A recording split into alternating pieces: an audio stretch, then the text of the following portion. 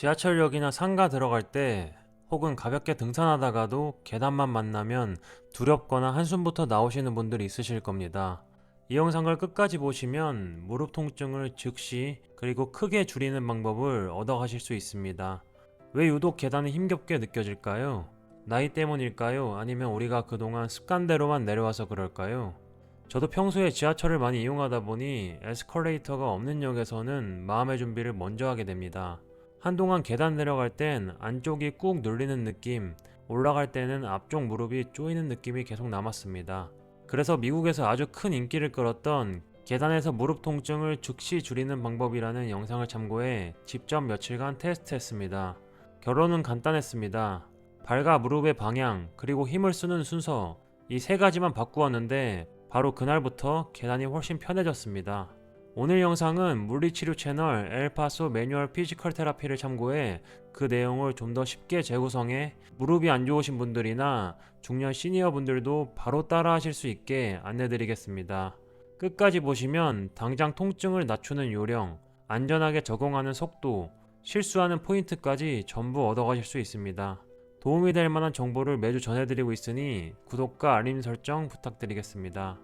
닥터 데이비드는 본격적으로 계단 오르내리는 법에 들어가기 전에 먼저 알아야 할 세 가지 핵심을 강조합니다.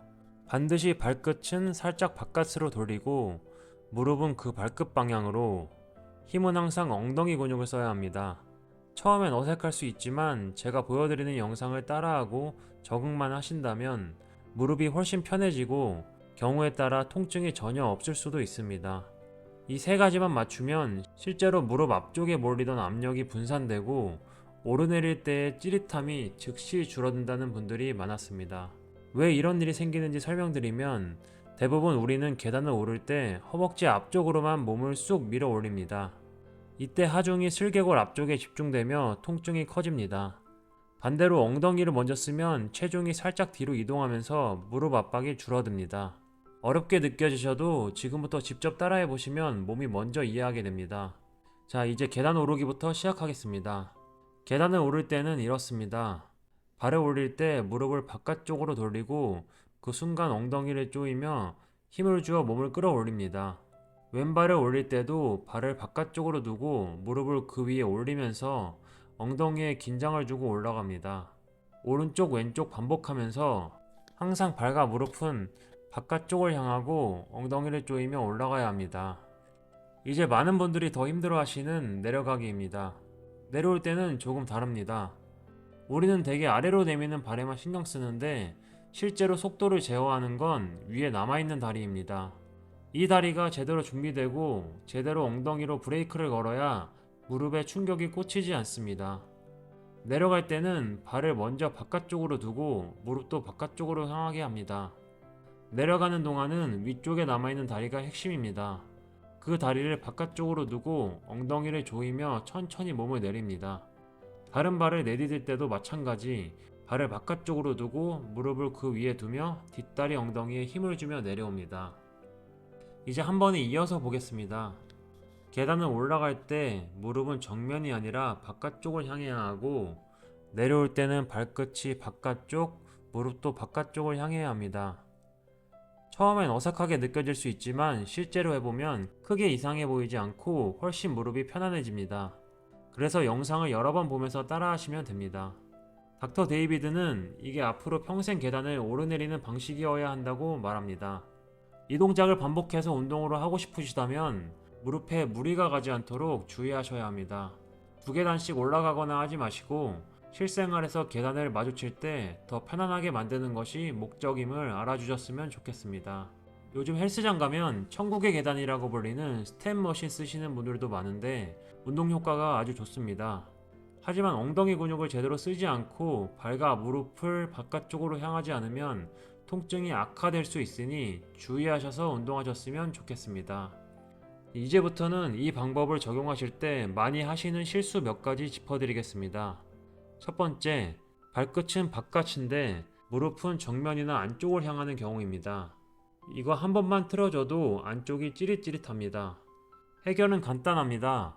발끝이 보이는 방향으로 무릎도 같이 돌려줍니다. 거울이나 유리창을 보면서 무릎이 엄지에서 둘째 발가락 사이를 가리키는지 확인해 보시길 바랍니다. 두 번째, 엉덩이 대신 허벅지만 쓰는 경우입니다. 오를 때 무릎이 꾹 눌리는 경우가 이것 때문입니다. 올라가기 직전에 속으로 엉덩이 먼저 조인다고 한번 되뇌이고 그 다음에 올라섭니다. 순서만 바꿔도 느낌이 확 달라집니다.